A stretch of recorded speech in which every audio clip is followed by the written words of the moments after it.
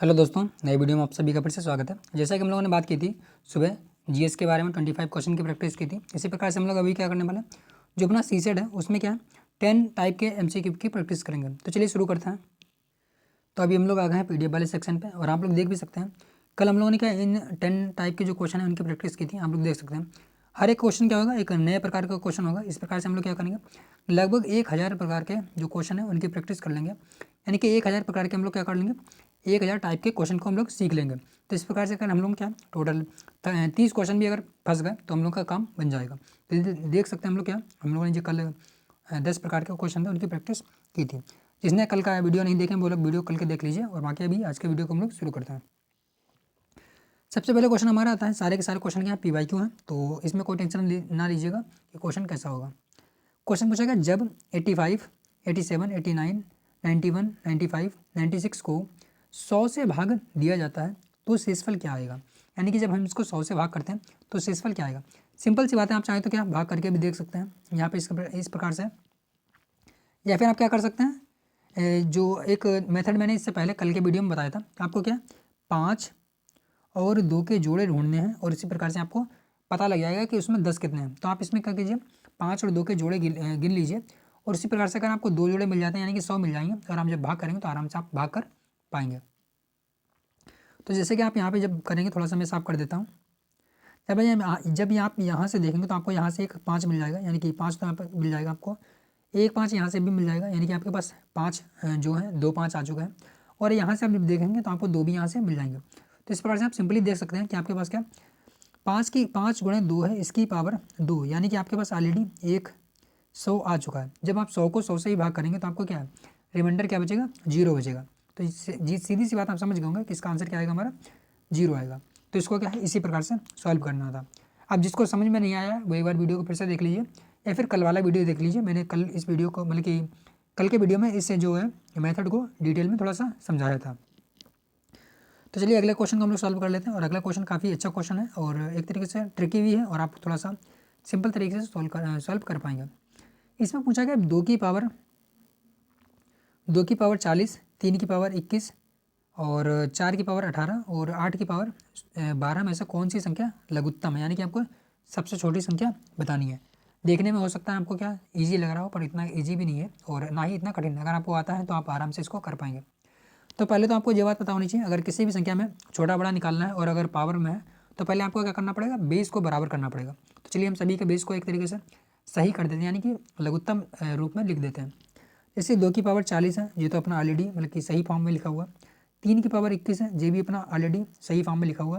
परंतु 4 की पावर 18 को आप क्या लिख सकते हैं, 2 की पावर 2 और इसकी पावर 18। तो यानी कि इसको हम क्या लिखेंगे, 2 की पावर 18 दूनी 36। तो इसकी पावर क्या हो जाएगी, 36। अभी ये भी फॉर्म में सही आ गया। अभी आप देखेंगे 8 की पावर 12, तो 8 को आप क्या लिख सकते हैं, 2 की पावर 3 और इसकी पावर 8। तो 8 तियाँ 12, यहाँ पे 3 8 नहीं है तो 12, तो 12 तियाँ 24, 12 दूनी 24, 12 तियाँ 36। तो इसका मतलब क्या आ जाएगा, 2 की पावर 36। तो एक बात आपको समझ में आ गई कि ये भी क्या है, 2 की पावर 36 आ गया।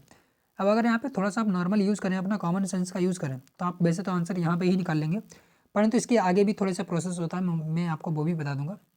जैसे कि आप यहाँ पे देखेंगे कि 2 की पावर 36 जो है किसका फॉर्म आया है, 2 की पावर 4 की पावर 18 है, 2 की पावर 36 ये भी क्या किसकी फॉर्म आया, 8 की पावर 12 है। इसका मतलब क्या है, ये दोनों संख्या तो बराबर है, यानी कि दो आंसर तो एक ही क्वेश्चन के दो आंसर तो हो ही नहीं सकते। इसका मतलब क्या हो सकता है, 2 की पावर 18 जो है वो बिल्कुल सही नहीं है। तो 2 की पावर 18 में क्या बोला मैंने, 2 की पावर 36, जो 2 की पावर 36 आया है वो बिल्कुल सही नहीं है। तो 2 की पावर 36 यानी कि इसमें तो ही नहीं, पर 2 की पावर 18 यानी कि ये वाला भी गलत हो जाएगा। 4 की पावर 18 का मतलब ही 2 की पावर 36 है, तो ये वाला भी हमारा गलत हो गया। और अगला क्या हमारा है, 8 की पावर 16, 8 की पावर क्या है 12, तो 8 की पावर 12 वाला भी गलत हो गया। अब आपके पास ये कॉमन सेंस हो गया कि आप क्या है, इन दो को तो काट ही देंगे क्योंकि दोनों बराबर हैं और दो आंसर हो ही नहीं सकता। तो यानी कि सी और डी हमारा ऑलरेडी कट गया है। अब यहाँ पे क्या आप 50-50 का यूज़ कर सकते हैं, इनमें से कोई एक बड़ा होगा। और वैसे मैं इसका सॉल्व करने का तरीका बता देता हूँ कि सॉल्व करने का तरीका ये है कि आप क्या कर लीजिए, पावर को बराबर कर लीजिए। तो पावर को बराबर कैसे करेंगे, आप इन लोगों का एलसीएम ले लीजिए, यानी कि 40 और 21 का जब एलसीएम लेंगे तब आपको क्या मिलेगा, एक नंबर मिलेगा, उसके जरिए आप समझ पाएंगे। तो उसको थोड़ा सा डिटेल में हो जाएगा, परंतु आप नॉर्मली क्या यहाँ पे भी अगर आप थोड़ा सा कॉमन सेंस या फिर थोड़ा सा गेस वर्किंग भी करेंगे तो अभी तब भी आप क्या बी पे आप जब आंसर लगाएंगे तो इसका फॉर्म राइट आंसर क्या होगा 3 की पावर 21 होगा। तो मैंने आगे का डिटेल में प्रोसेस नहीं बताया, बस आपको यहाँ तक की देखना है और आगे आपको इस प्रकार से लगा लेना है।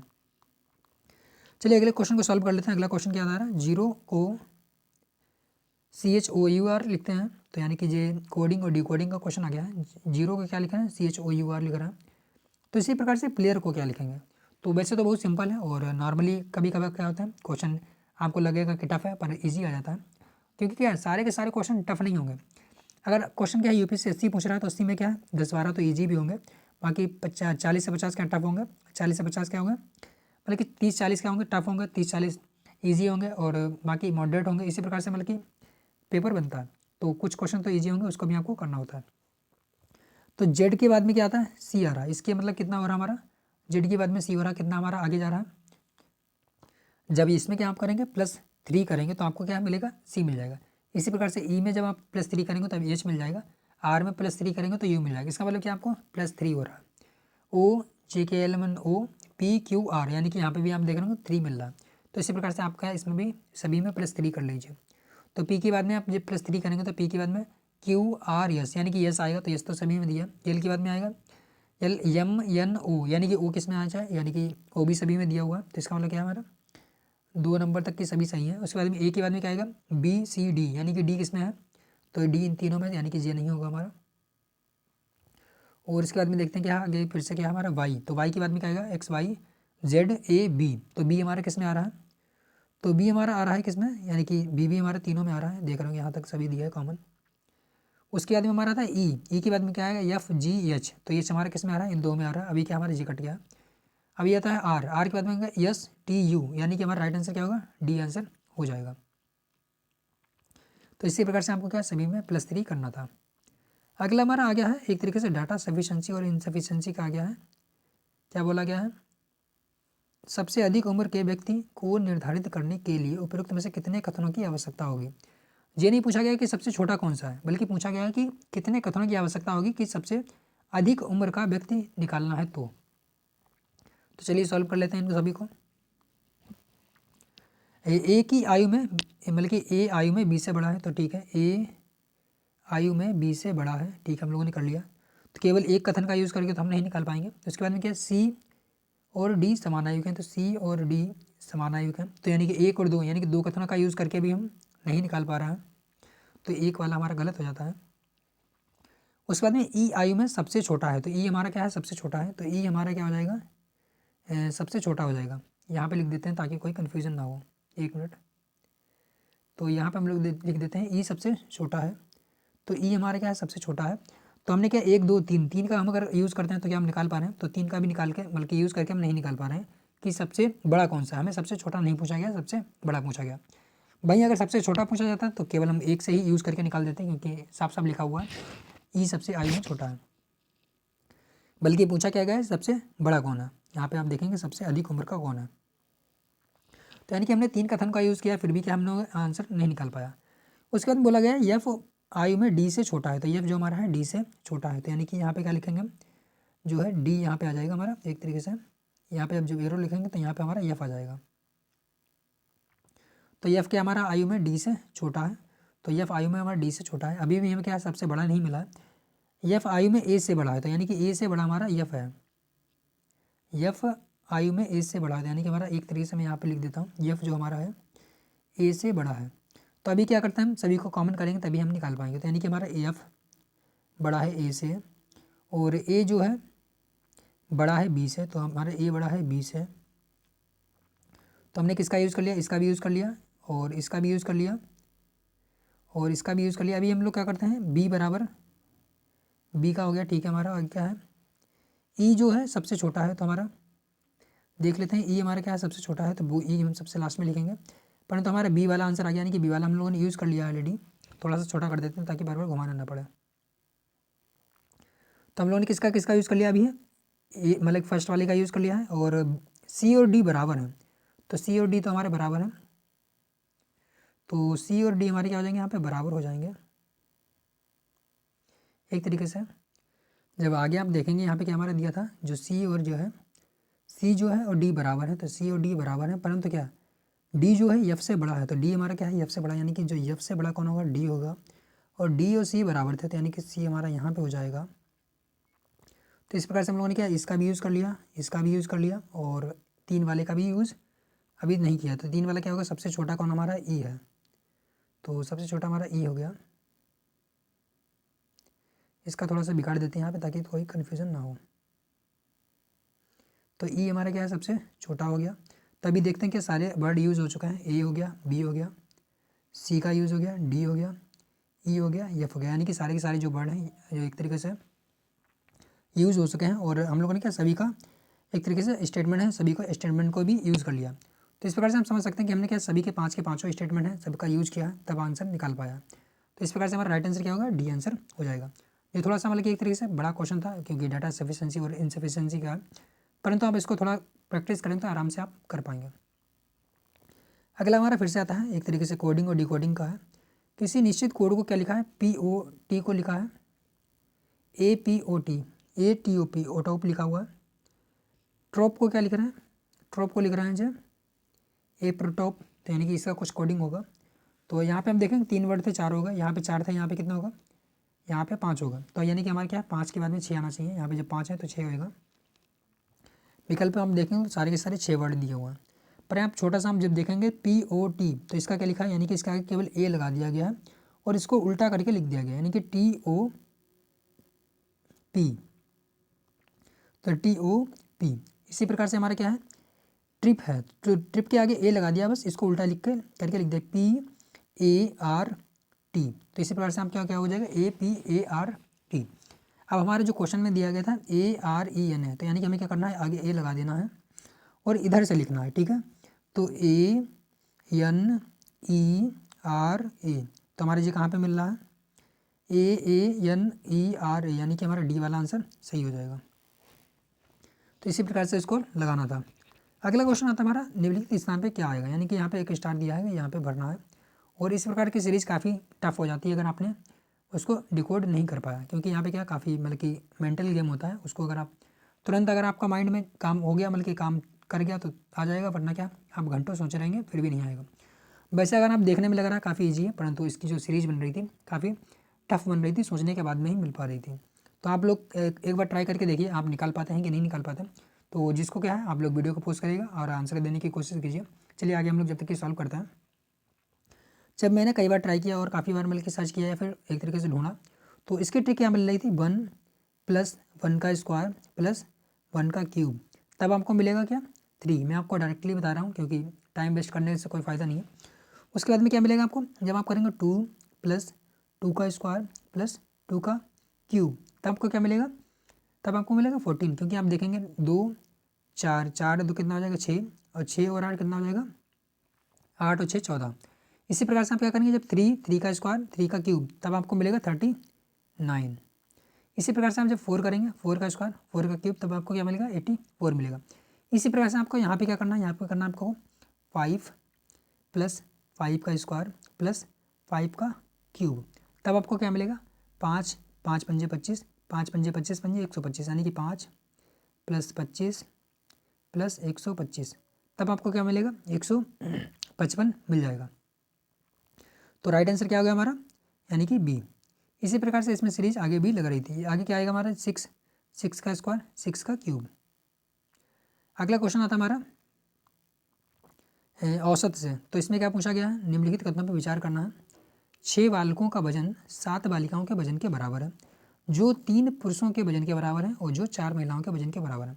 आपको क्वेश्चन थोड़ा सा ध्यान से पढ़ना है, क्योंकि क्वेश्चन को पढ़ते समय मैं भी काफ़ी कंफ्यूज हो रहा था, क्योंकि ये क्या एक ही लाइन की पूरी एक ही लाइन है। यहाँ पे मैं थोड़ा सा कंफ्यूज इसलिए हो रहा था क्योंकि ये अलग अलग लाइनों में लिखा है, परंतु ये का एक ही लाइन है, ठीक है।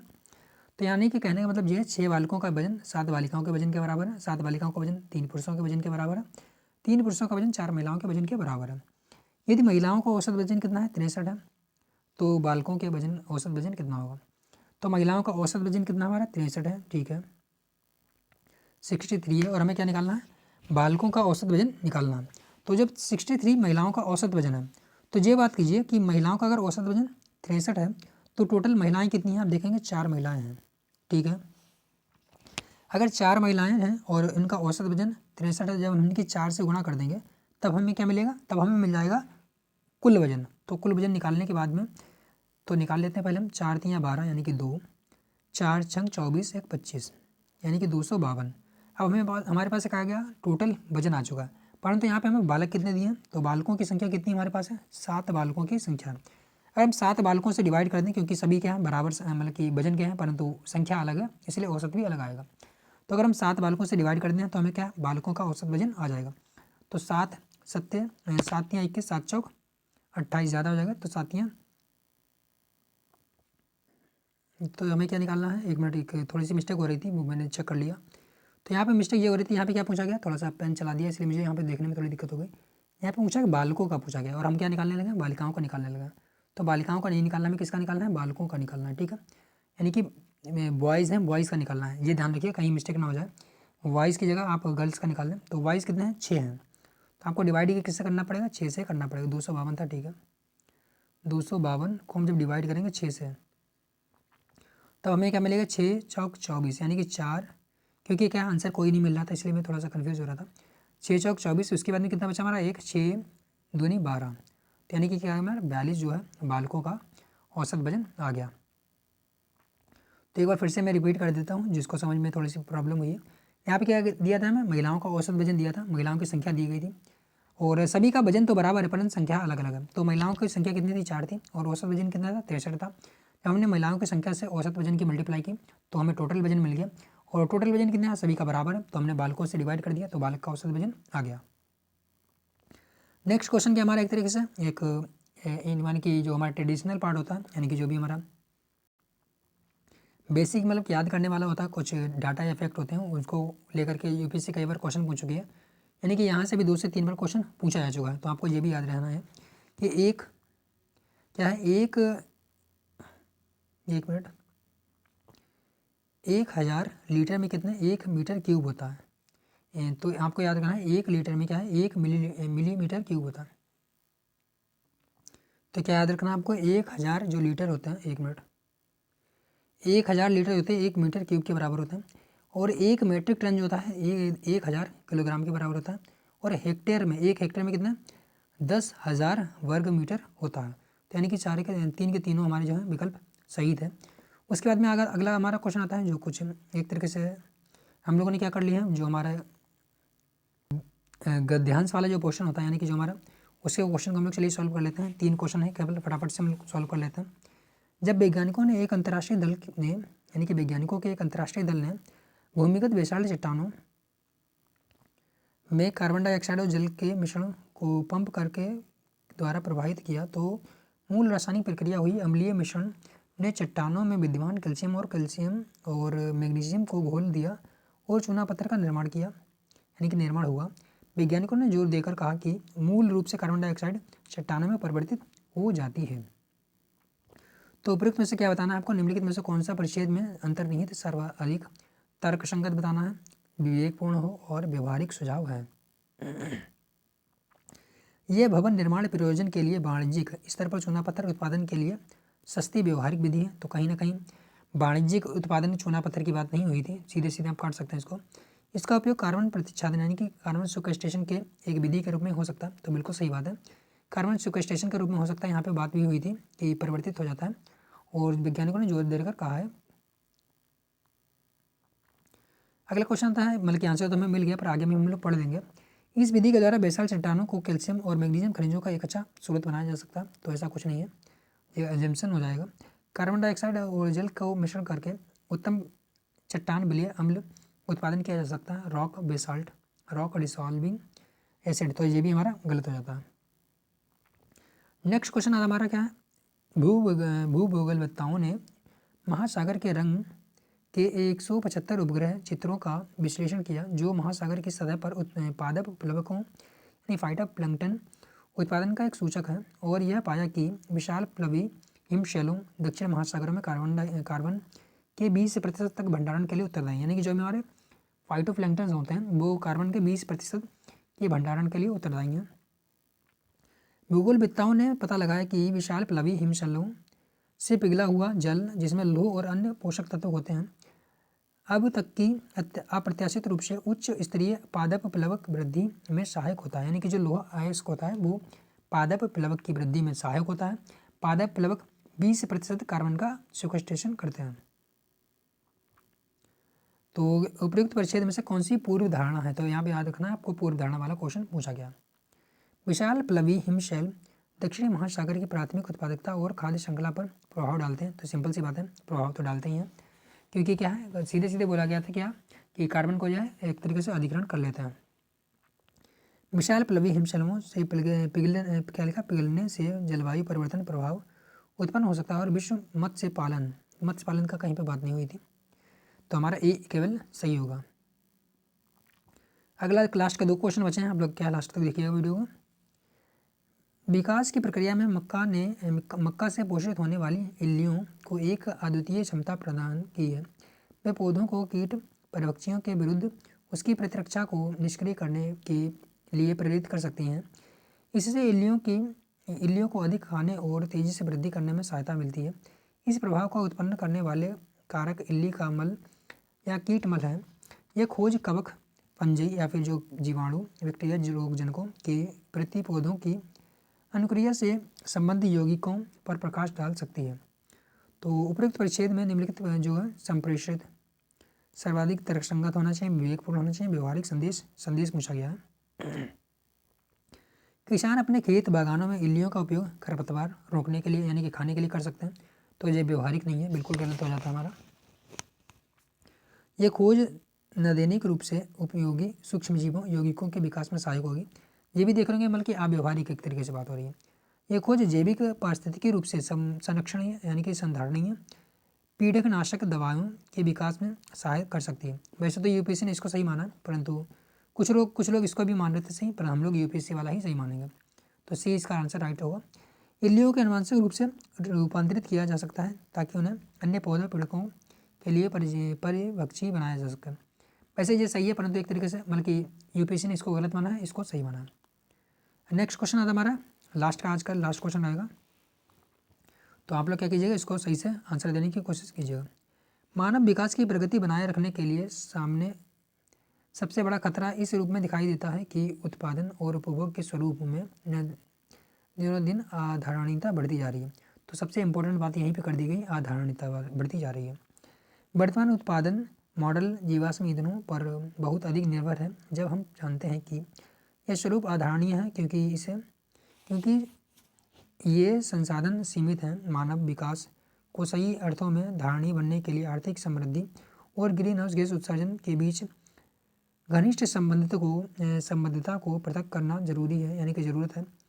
कुछ विकसित देशों ने पुनर्चक्रण यानी कि रिसाइकिल के प्रसार कर और सार्वजनिक परिवहन तथा आधारिक संरचना में निवेश कर इनके अति दुष्प्रभावों को कम करना आरंभ कर दिया है, किंतु अधिकांश विकसित देशों को परिष्कृत ऊर्जा स्रोतों की ऊंची कीमतों और अल्प उपलब्धता के कारण बाधाओं का सामना करना पड़ रहा है। विकसित देशों को चाहिए कि वे विकासशील देशों को धारणीय मानव विकास की ओर जाने में सहायता करें, यानी कि जो विकसित देश हैं वो विकासशील देशों की सहायता करें।